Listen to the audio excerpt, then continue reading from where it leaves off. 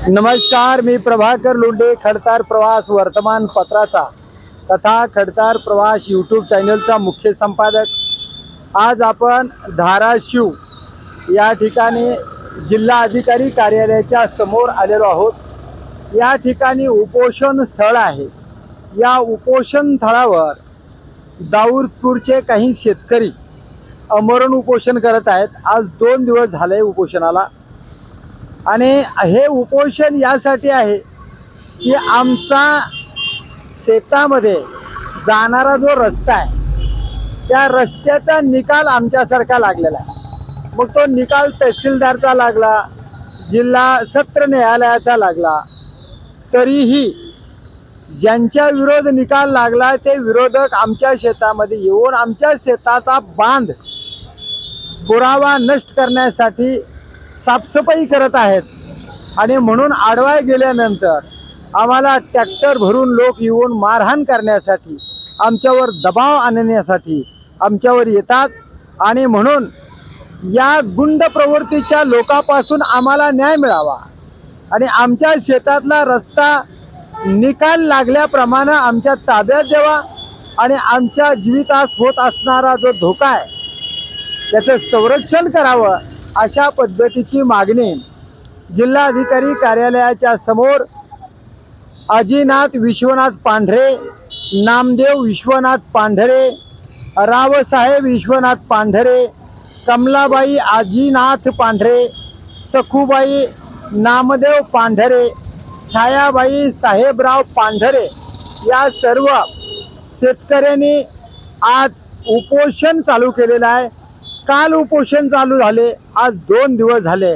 आपण त्यांना विचारूया नेमकं अडचणी काय आहेत आणि नेमका आपल्यावर अन्याय कसा होतो, किती दिवसापासून होतो, हे सर्व आपण त्यांना विचारणार आहेत। आपलं नाव काय बाबा? अजिनाथ विश्वनाथ पांढरे, हा, राहणार दाऊदपूर। बर, आम्हाला शेतामध्ये जाण्यासाठी तहसीलदार साहेबांनी निकाल दिला, ती आमच्यासारखा दिला आहे। कोणानंतर ती तालुका कोर्टामध्ये गेला, तालुका कोर्टामध्ये बी आमच्यासारखा निकाल लागला, पण तो पुन्हा जिल्हा कोर्टामध्ये गेला, ती आमचा निकाल लागला। पोलीस संरक्षणामध्ये त्यांनी रस्ता करून दिला तरी ते मान्य करीत नाही। आम्ही जात असताना आम्हाला बाया पोरांना एकटा बघून कुऱ्हाड घेऊन अंगावर येऊन मारहाण करतो। कोण आहे तो? तो जगदीश भास्कर देवकर आणि भास्कर देवीदास देवकर ही सर्व त्यांची घरची मंडळी आमच्यावर सतत मारहाण करतात। तरी तुम्ही त्यांनी कायद्यानुसार त्याचं बंधन करून आमचं संरक्षण करावं अशी आमची तुमच्याकडे विनंती आहे। बर, तुम्हाला ट्रॅक्टर भरून काही गुंड लोक आणून तुमच्या शेतामध्ये तुम्हाला जीवे मारण्याची धमकी दिली का त्यांनी? हो, दिली होती। बाहेरगावची माणसं आणून मध्ये एक बार आम्हाला मारहाण केलेली आहे। तरी बी आता बाहेरगावची माणसं आणली होती कालच्या प्रकरणामध्ये। किती तारखेला? कालच्या पुढे या किती दिवस झाला असेल? 10-15 दिवस झाला। ट्रॅक्टर भरून आणले, खरं आहे का? खरं आहे। खोटं सांगू नका। नाही खोटं, ते ना कुळीला ट्रॅक्टर भरून माणसं बर बर, काय कुळवलंय? जमीन बांध कुळवला, त्यांचा बांध रस्त्याचा त्यांचा आहे का तुमचा आहे का सामायिक आहे? नाही, बांध त्यांचा आहे। बर, सामायिक आहे का? तुम्ही आता म्हणलं की त्यांचा बांध आहे। बांध त्या शेतातून रस्ता आमची खाल्ल्याकडे त्याच्या शेतातून रस्ता आहे, पण तुमच्या शेतात जात असताना तुम्हाला जीव मारण्याची धमकी देत आहे। आता तुमचं म्हणणं काय म्हणणं आहे बाबा? आमचं काय ना, आमचा रस्ता आमचा मोकळा करून आमचं संरक्षण करावं त्यांनी, एवढं सरकार। म्हणजे तुमच्या शेतात जाणारा जो रस्ता आहे तो तुमचा आहे का सामायिक आहे का सार्वजनिक आहे? आमचा आहे, शासनानं दिलेला आहे। शासनाने दिला तो रस्ता तुम्हाला खुला करून तुमच्या जीवितास होत असणारा धोका टाळावा आणि अशी मागणी आहे तुमची। आई काय केलं तुम्हाला? मारहाण केली का? मारहाण केली की कुणाला? मला तुम्ही म्हणला मंगळसूत्र वगैरे माझ्या गळ्यातलं चोरून नेलंय, जीव मारले, अगर जीव मारण्याचा आम्हाला प्रयत्न करतात, आम्हाला हाणामारी केली, आमच्या गळ्यातलं सोनं घेऊन गेले, खरं आहे काही? तुम्ही अर्जात लिहिले, खरं सांगा। घेतलंय किती घेतले? किती? 2 ग्रामचं होतं मंगळसूत्र। कुणाचं? सुनाचं, आमच्या सुनाचं होतं। सुनाला बी मारहाण झाली का? मग हाय की त्याचं बोला आजी उठा। येत नाही। बर, दादा काय म्हणणं आहे? बरं, काय म्हणणं आहे? काय म्हणलं नाही आमच्यावर खोटं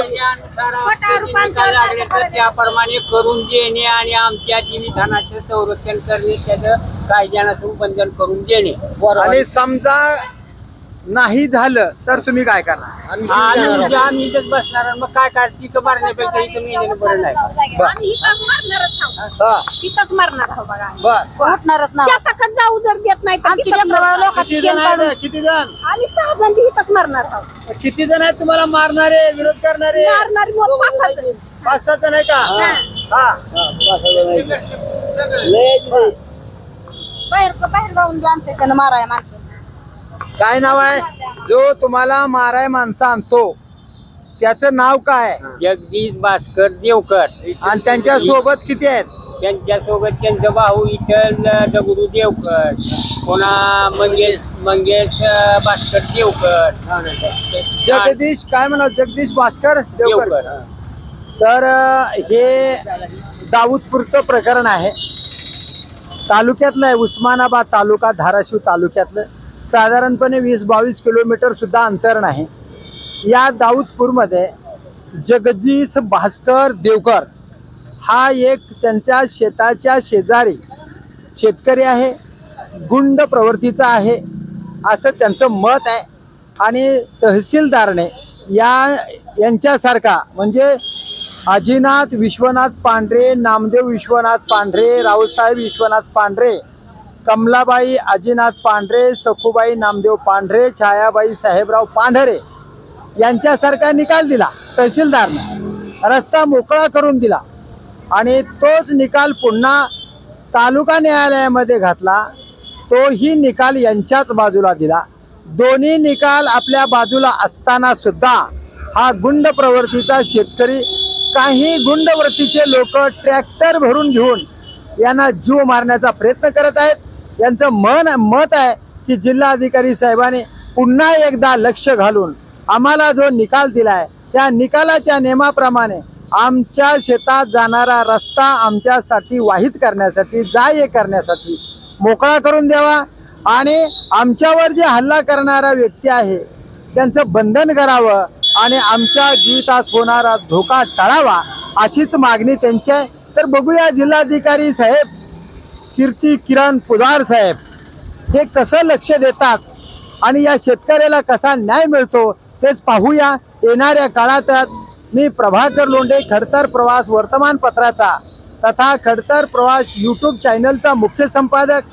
या चॅनलला सबस्क्राईब करा, शेअर करा, लाईक करा, बेल आयकॉनचं बटन दाबा आणि असेच समाजहिताचे वेगवेगळे व्हिडिओ पाहण्यासाठी खडतर प्रवास यूट्यूब चॅनल सबस्क्राईब करा. धन्यवाद. धाराशिवकर. जय हिंद, जय महाराष्ट्र.